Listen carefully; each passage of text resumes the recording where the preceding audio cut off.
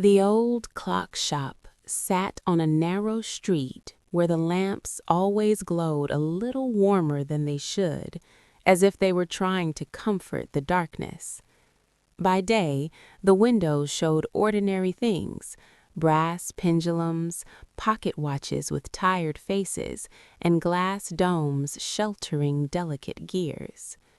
But at night, when the city quieted and the air became soft, the shop seemed to listen. Elias lived above it.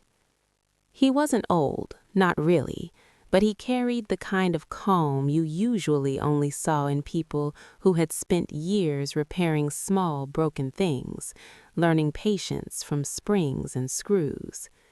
Elias had inherited the place from his grandfather, along with a handwritten ledger full of careful notes and quiet warnings. Some of the warnings were sensible. Never force a gear that refuses to turn. Always take a breath before you tighten the final screw. And then there were the strange ones. Do not tune the shop's backroom clock after midnight. Do not open the cedar cabinet when the rain falls without wind. If you hear a second set of footsteps behind your own, do not turn around. Finish what you are doing first.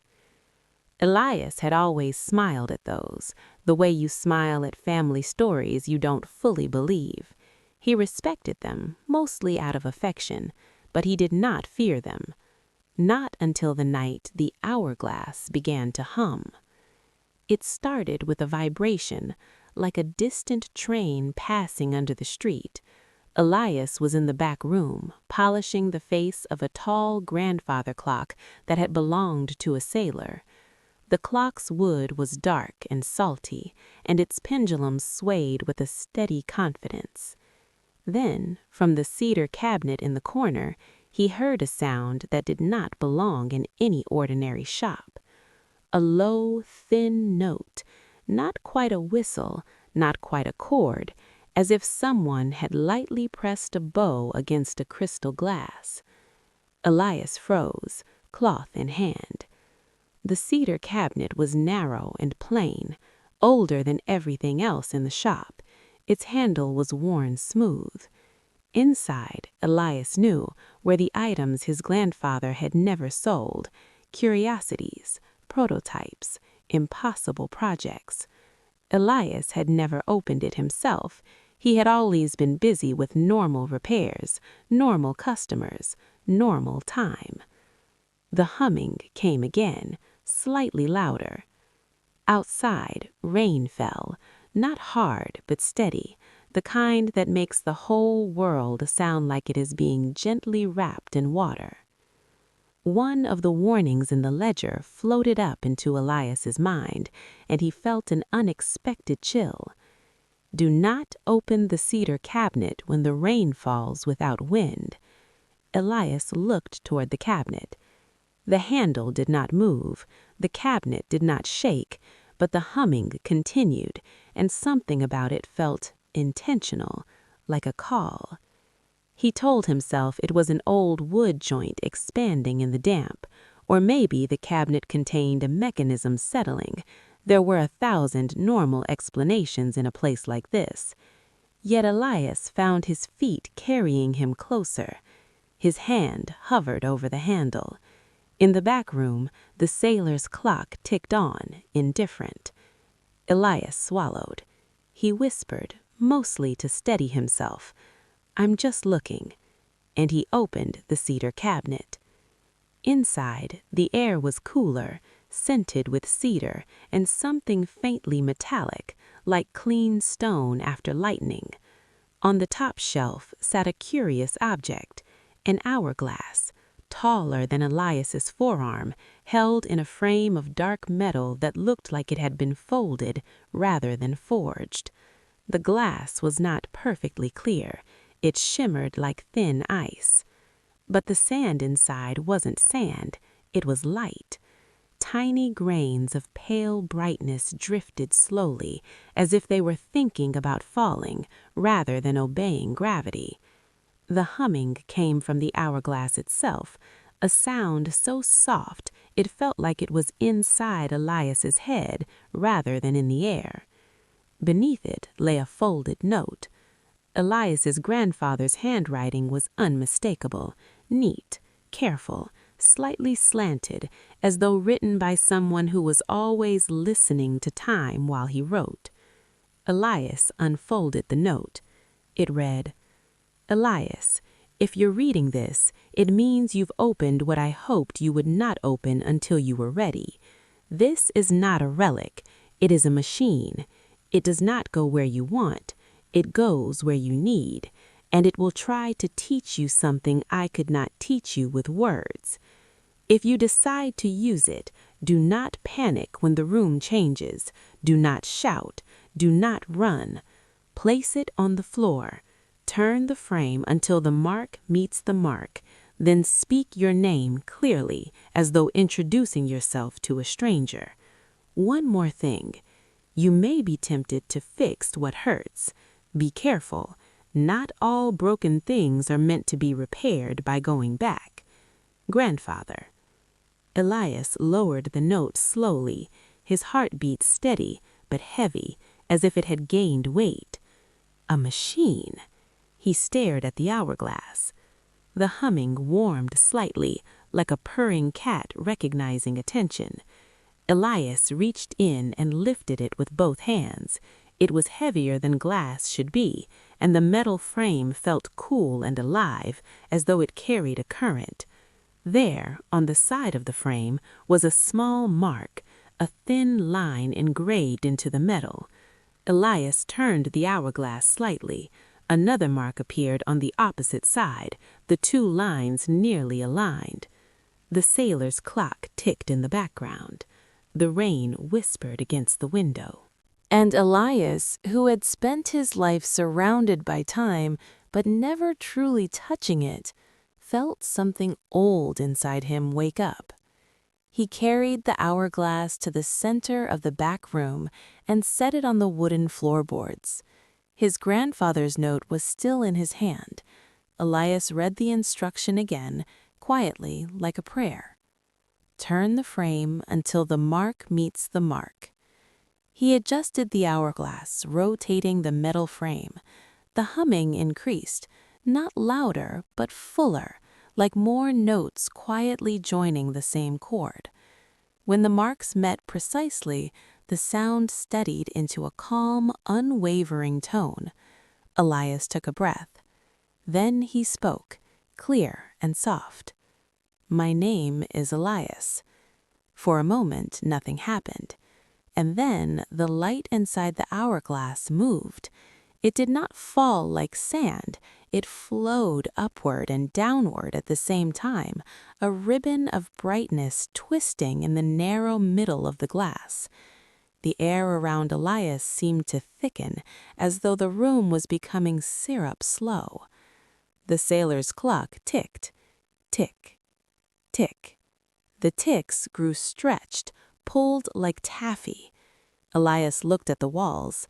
The back room blurred, as if someone had breathed on the world, and the smell of cedar and metal deepened, filling Elias's lungs with something that made him want to close his eyes.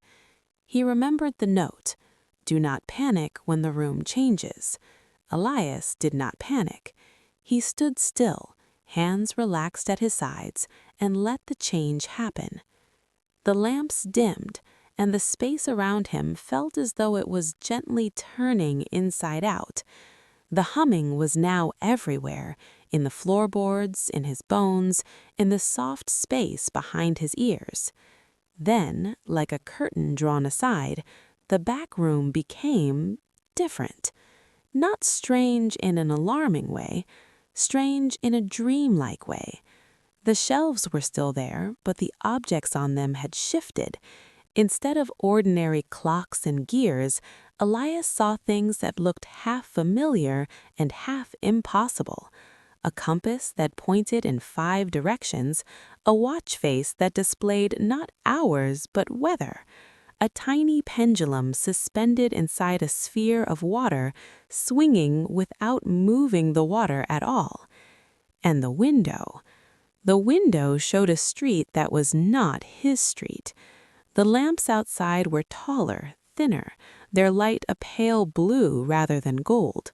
The buildings leaned slightly, as if the whole city had been designed by someone who had studied architecture in a dream. Elias stepped closer to the window. Rain was still falling, but it fell in long, soft strands like silver hair, and when it touched the ground, it evaporated in a faint sparkle. Elias blinked. He turned back to the room. The door to the shop, the one that led to the front, was now made of frosted glass, and beyond it he could see silhouettes moving slowly, like people walking underwater. The humming from the hourglass softened into a quiet, satisfied purr. Elias looked down at it. The light grains inside had settled. The hourglass was still. He reached for the note again, but the paper felt slightly warmer now, as if it had been near a fireplace. Elias had a thought, a careful one. This is a place, not just a time. Elias approached the frosted glass door and pressed his hand against it. It was cold, but not unpleasant. He opened it. A bell chimed, not the familiar little ring from his old shop, but a gentle tone like a small singing bowl. The front of the shop was different too. The counter was still there, but it was made of a pale stone that looked like it remembered sunlight. The walls held clocks of designs Elias had never seen, clocks with liquid faces, clocks shaped like leaves, clocks that turned without hands at all, their time indicated by shifting patterns of shadow. And there were customers. They moved slowly, peacefully, as though there was no rush in this world. Some wore coats that shimmered faintly. Others carried umbrellas that looked like folded wings. One figure stood at the far end of the shop, facing the shelves. Elias's attention fixed on them immediately, because the figure was not moving like the others. They were still, waiting. Elias walked toward them, his steps quiet on the unfamiliar floor. As he approached, the figure turned. It was a woman, not old, not young, just precisely present.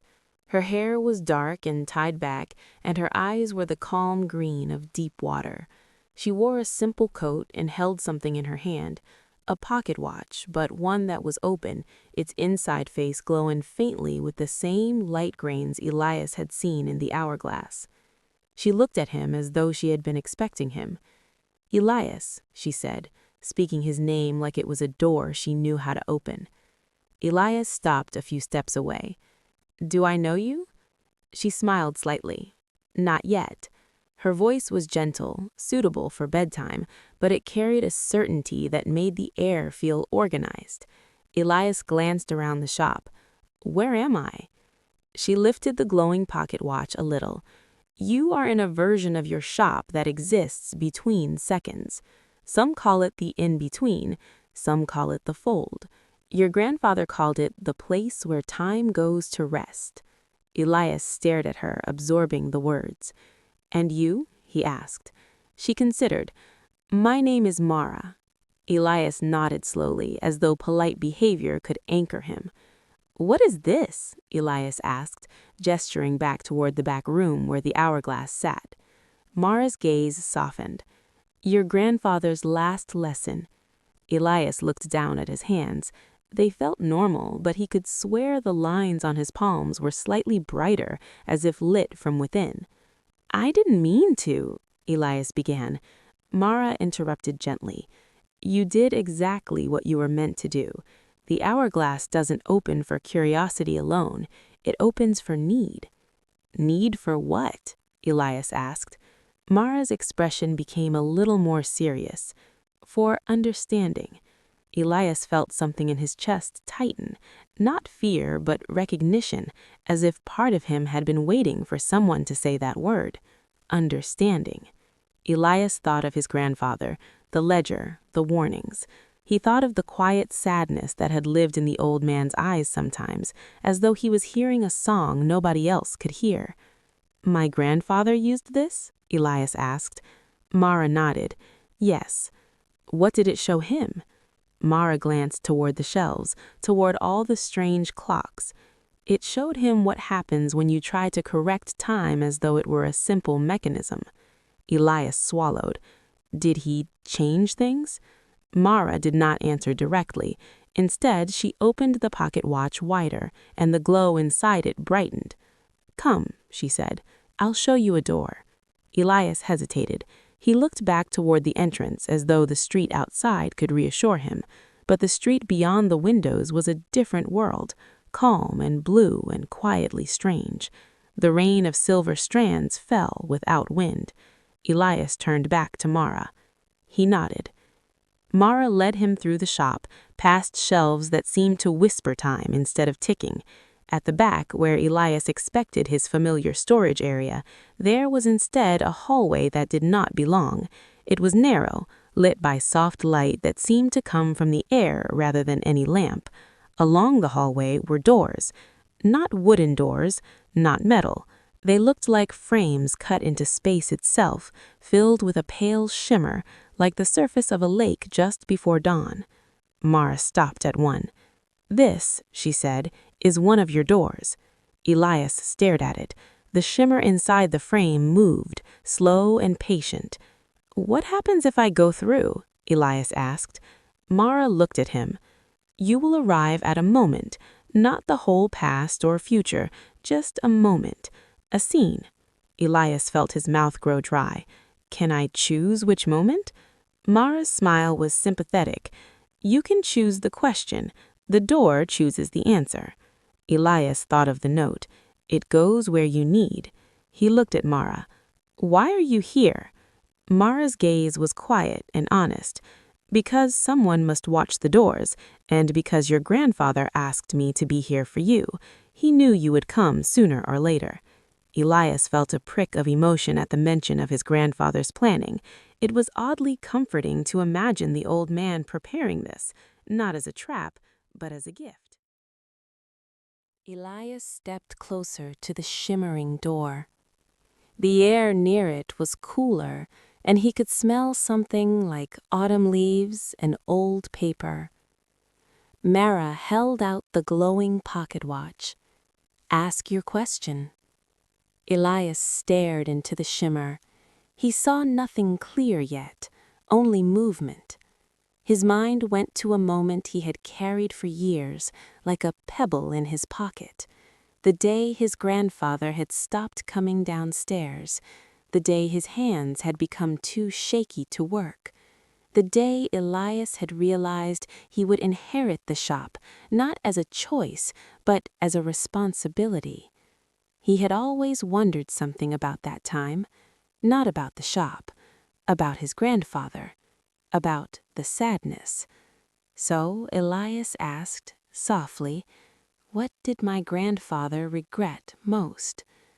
Mara nodded, as if this was exactly what she expected. She touched the pocket watch to the frame. The shimmer in the doorway brightened, and the world on the other side came into focus. Elias saw his own shop, but years earlier. The front room was the same, though the wallpaper was newer, and the air looked brighter. Young Elias, a teenager, was not present. Instead, his grandfather stood behind the counter, his hands steady, his posture proud. But his face was tense. A man stood on the other side of the counter, a stranger Elias had never seen. The man was well dressed, his eyes quick, his smile too sharp to be kind. He placed a small object on the counter, a watch, elegant and dark. Elias's grandfather's eyes flicked to it, then to the stranger.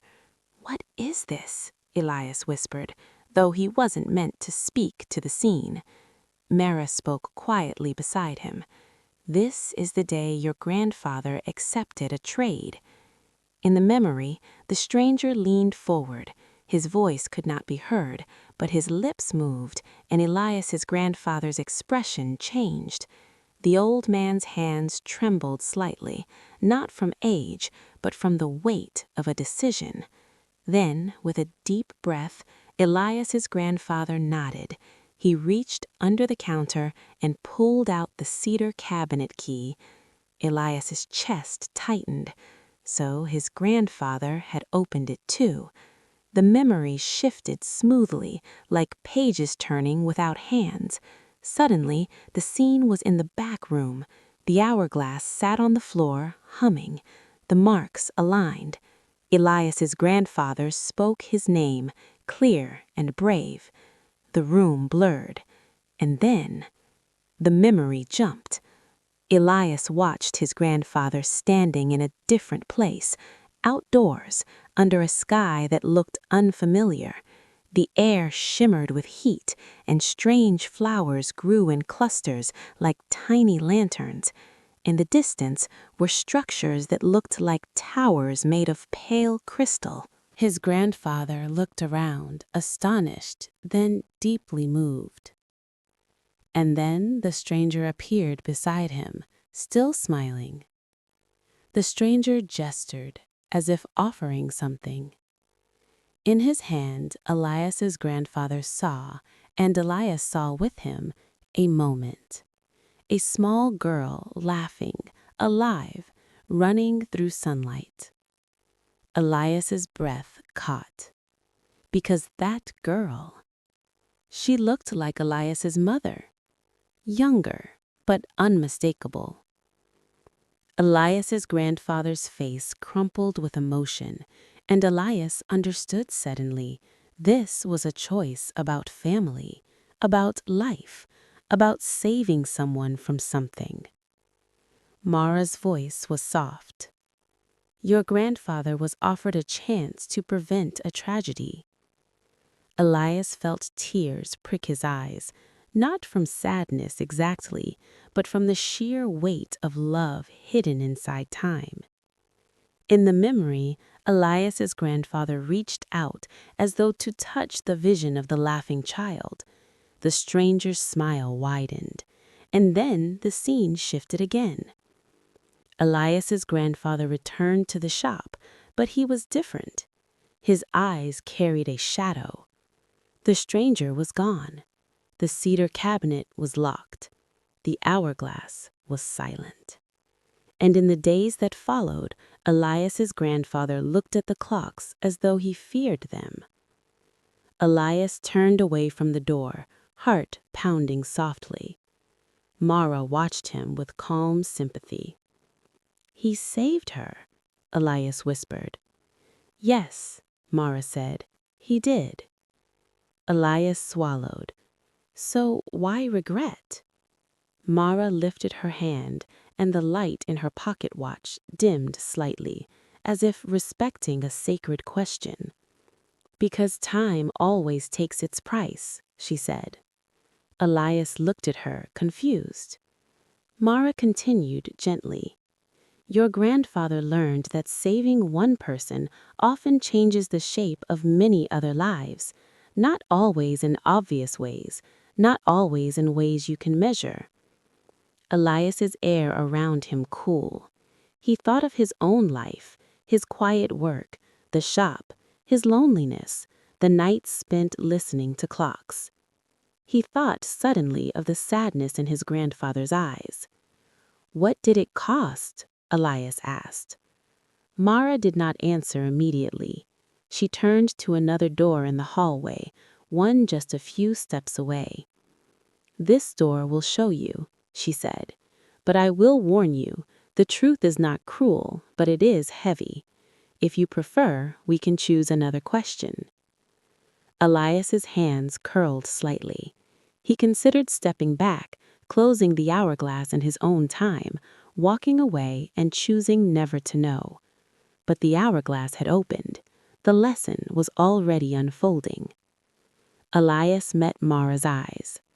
I want to see, he said. Mara nodded. She placed the pocket watch to the next door. The shimmer brightened. And the scene on the other side formed like mist, turning into a landscape. Elias saw his shop again, but on a particular night he remembered very clearly. The night his grandfather sat at the kitchen table upstairs, staring at a cup of tea he never drank. Elias, younger, tired, barely an adult, stood in the doorway, asking if his grandfather was okay. The memory showed it from a new angle, as if Elias were standing just behind his younger self. His grandfather looked up. His eyes were wet. He forced a smile and said something Elias couldn't hear. Then, after the younger Elias left, his grandfather opened a small box and pulled out a photograph. Elias leaned closer to the door, needing to see. The photograph showed a woman Elias had never met, someone with warm eyes and a soft grin. She leaned against the counter of the shop, holding a pocket watch. Her hand rested on Elias's grandfather's arm in a way that spoke of intimacy, of years. Elias's breath stilled. Mara's voice was barely above a whisper. Your grandfather's first love. Elias stared, heart heavy with a sudden ache. In the memory, his grandfather traced the photograph with his thumb, then whispered something into the empty air. And then he took out the hourglass. Elias watched his grandfather set it on the floor, align the marks, and speak his name. The room blurred. The memory shifted. Elias saw his grandfather standing in a different version of the shop, brighter, louder, where the woman from the photograph was alive, laughing, walking toward him. His grandfather's face lit up with joy so intense it was almost painful to witness. He reached for her, but before he could touch her, the stranger appeared again, the sharp-smiled man, and placed a hand on the hourglass frame. He spoke something, silently, lips forming words that made Elias's grandfather's joy collapse into fear. The woman paused, sensing something. The stranger pointed, as if showing a rule, and then Elias understood, even without hearing. A trade, a condition, a cost. His grandfather could save the child, Elias's mother, but in the altered shape of time, he would lose the woman he loved. In one timeline, the woman lived and tragedy came for the child. In the other, the child lived and the woman vanished from his life, erased from the ordinary years. Elias's grandfather, trembling, looked at her as though trying to memorize her existence. Then he turned away, face twisted with grief, and stepped back through the doorway. The memory returned to the kitchen table night. His grandfather sat in silence, holding the photograph of someone who no longer existed in the same way. Mara's gaze was gentle. He regretted losing her, Elias whispered. Mara nodded. He regretted that the world could not hold both gifts at once. Elias wiped his eyes with the back of his hand, surprised to find tears there. He wasn't a person who cried often, but this felt like discovering a hidden room in his own heart. He never told anyone, Elias said. He could not, Myra replied. How do you explain mourning someone who the world insists was never there? Elias looked at the doors, at the shimmered frames, at the quiet hallway of moments. He thought of the warning. You may be tempted to fix what hurts. Not all broken things are meant to be repaired by going back. Elias swallowed. So the hourglass is dangerous? Mara considered. It is powerful, it is honest, and it is lonely. Elias frowned slightly at that.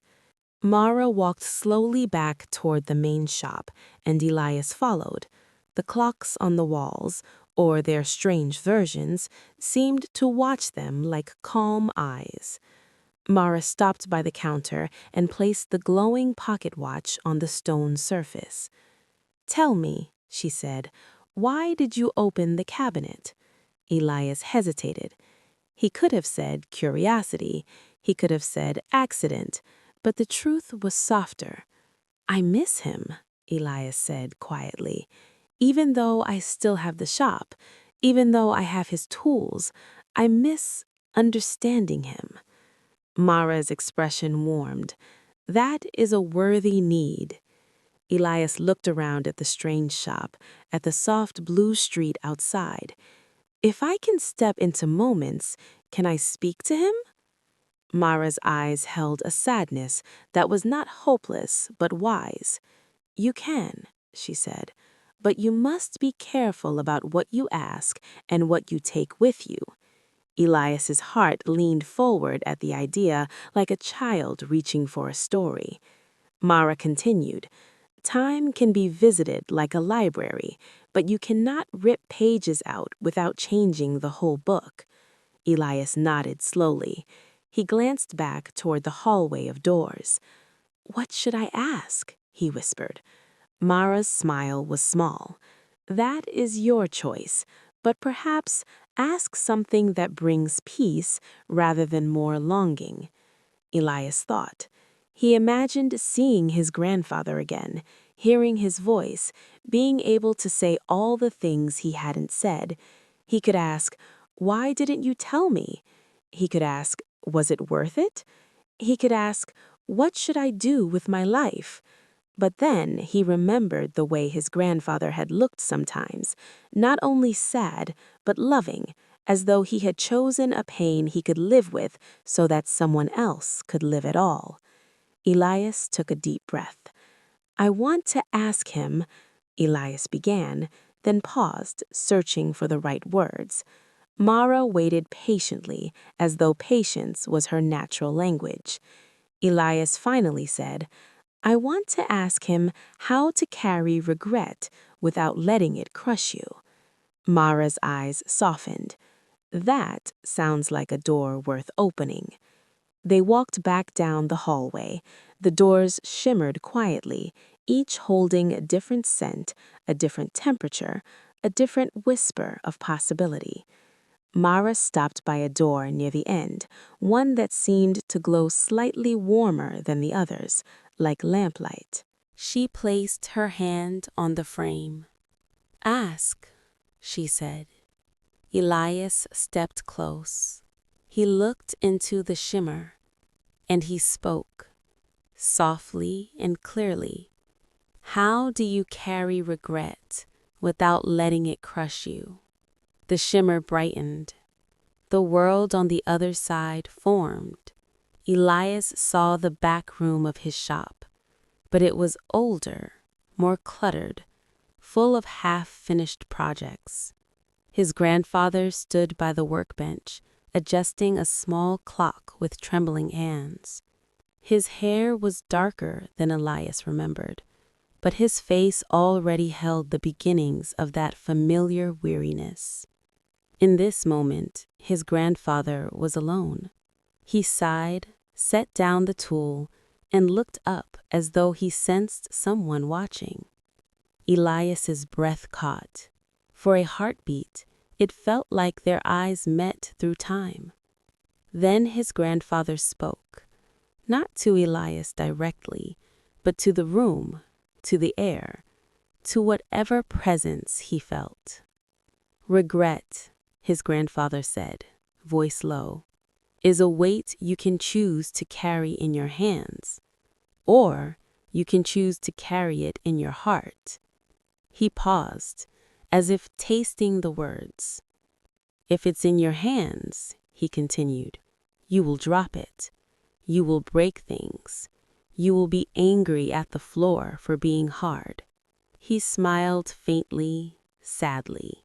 "But if it's in your heart," he said, "it becomes part of your shape. It does not disappear, but it stops being only pain. It becomes a reminder of love." Elias stood still, tears threatening again. In the memory, his grandfather picked up a small object, a simple pocket watch, and held it gently. You carry regret, he said, by remembering why you made the choice in the first place. You carry it by honoring what you saved, not only mourning what you lost. His voice softened. And you forgive yourself, he added, not because you were right, but because you are human. Elias's throat tightened. His grandfather, still speaking into the quiet room, said, "If you ever find yourself with the hourglass, Elias, if you ever open the cedar cabinet, I hope you don't use it to chase perfection." He paused. "I hope you use it to understand," he whispered, "and then to return, and to live." The memory shimmered, as if the moment had given all it could. Elias stepped back, breathing slowly. Mara watched him. The hallway felt quieter now, though the humming was still present, woven into the air like a lullaby. Elias closed his eyes for a second, letting his grandfather's words settle like warm sand in his chest. Honor what you saved. Return. Live. When Elias opened his eyes, the hallway seemed a little less intimidating. The doors were still there, but they felt less like temptations and more like books on a shelf, powerful, but meant to be respected, not consumed. Elias looked at Mara. "Is that all?" he asked, voice soft. Mara smiled. "That depends on you." Elias thought of the cabinet in his own time, of the shop above the quiet street, of the sailor's clock patiently ticking. He thought of all the ways one could get lost in the past, addicted to moments, chasing alternate shapes of life. And he thought of his grandfather choosing pain for love. Elias took a slow breath. "I want to go back," he said. Mara's expression was approving, gentle. "Then we will return you." They walked back into the main shop. The blue street outside shimmered with silver rain. Mara picked up her glowing pocket watch and held it out to Elias. "Take this," she said. Elias hesitated. "I can't." "You can," Mara replied. "It won't stay with you as an object, not in the way you think, but it will leave something behind." Elias took it. The watch was warm now, as if it had absorbed a quiet sun. Mara guided him to the back room where the hourglass waited. Elias could see it through the doorway. Dark metal frame, shimmering glass, grains of light resting. "Place the watch beside it," said Mara. Elias did. The pocket watch's glow pulsed once, like a heartbeat answering another heartbeat. Mara pointed to the marks on the hourglass frame. "Turn it until they separate." Elias placed his hands on the cool metal and rotated it carefully. The humming shifted, becoming a slow descending chord, like a lullaby winding down. The room thickened again. The edges of the shelves softened. Mara's voice reached him, though through water. "Speak your name again." Elias inhaled. "My name is Elias." The grains of light inside the hourglass lifted and fell at once, twisting gently. The sailor's clock ticked. Tick, tick. The ticks stretched. The room blurred, and Elias felt a softness around his shoulders, like someone placing a blanket there. When the blur cleared, he was back. The back room was his own, exactly as it had been. Ordinary shelves, ordinary tools, the sailor's clock ticking steadily in its wood frame. The rain outside was normal rain again, tapping the glass in familiar patterns. Elias looked down. The hourglass sat on the floor, quiet. The pocket watch was gone. Elias exhaled a long breath he hadn't realized he was holding. He stood there for a moment, letting the world settle. The air smelled like dust and oil and old wood, a comforting smell, grounded and real. He picked up his grandfather's note from where it had fallen on the floor. He read it again, slowly, with new understanding. You may be tempted to fix what hurts. Be careful. Not all broken things are meant to be repaired by going back. Elias walked to the cedar cabinet and gently closed it. The handle clicked softly, and the shop seemed to sigh. He locked it.